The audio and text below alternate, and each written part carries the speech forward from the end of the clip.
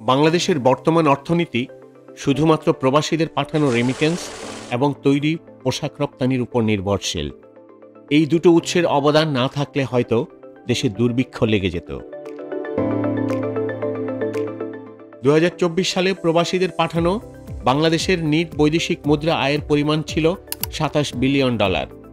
যদিও 2023-24-এ তৈরি পোশাক রপ্তানি থেকে প্রায় $45 বিলিয়ন বৈদেশিক মুদ্রা অর্জিত হয়েছে, কিন্তু গত 3 অর্থবছর ধরে এই খাত থেকে দেশের নিট বৈদেশিক মুদ্রা অর্জিত হচ্ছে গড়ে 57.54%।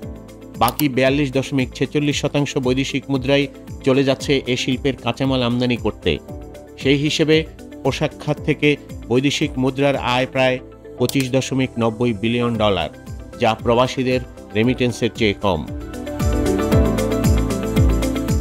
12 সেপ্টেম্বর তৎকালীন প্রবাসী কল্যাণমন্ত্রী জানিয়েছিলেন, বাংলাদেশি প্রবাসীর সংখ্যা প্রায় 1,55,13,460 জন, যা বাংলাদেশের মোট জনসংখ্যার 9.11 ভাগ, যাদের 80 ভাগই প্রাপ্তবয়স্ক ভোটার। অর্থাৎ 1,25,00,000 থেকে 30 লাখ ভোটার ভোট দেওয়ার অধিকার থেকে বঞ্চিত। কথিত সংখ্যানুপাতিক নির্বাচন ব্যবস্থায় 30টি সংসদীয় আসনের মালিক এই বিপুল সংখ্যক দেশপ্রেমিক বাংলাদেশিকে জাতীয় নির্বাচন সহ দেশের বিভিন্ন নির্বাচনে ভোট দিতে না দেওয়া রাষ্ট্রীয় অপরাধ এবং মহা অন্যায়। প্রবাসীরা গত 53 বছর ভোটাধিকার থেকে বঞ্চিত। একজন মানুষ যদি ভোটাধিকার প্রয়োগ করতে না পারে, তাহলে তার হৃদয়ে নাগরিকত্বের অধিকার বিষয়ক অনুভূতি দুর্বল হয়ে যায়। গণতন্ত্রের প্রতি, নির্বাচিত সরকারের প্রতি তার অধিকার বোধ কমে যায়। 2024 জুলাই গণ অভ্যুত্থানের সহযোদ্ধা প্রবাসী বাংলাদেশিদের রেমিটেন্স শাটডাউন স্বৈরাচারী সরকারকে বাধ্য করেছিল পদত্যাগ করে পালিয়ে যেতে এবং অন্তর্বর্তী সরকারের অর্থনৈতিক স্থিতিশীলতায় সাহায্য করতে।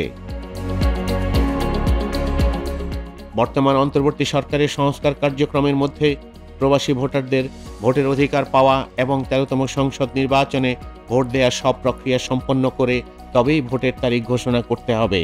তার আগে কোনো ভোট আয়োজন করা যাবে না। প্রবাসীদের জন্য 10 ভাগ সংসদীয় আসন নির্ধারিত করে ভোটের বিধান করতে হবে।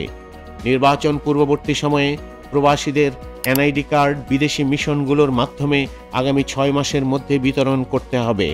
প্রতিটা বিদেশি মিশন সেই দেশে অবস্থিত প্রবাসীদের ডেটাবেজ আগামী 6 মাসের মধ্যে শেষ করতে হবে।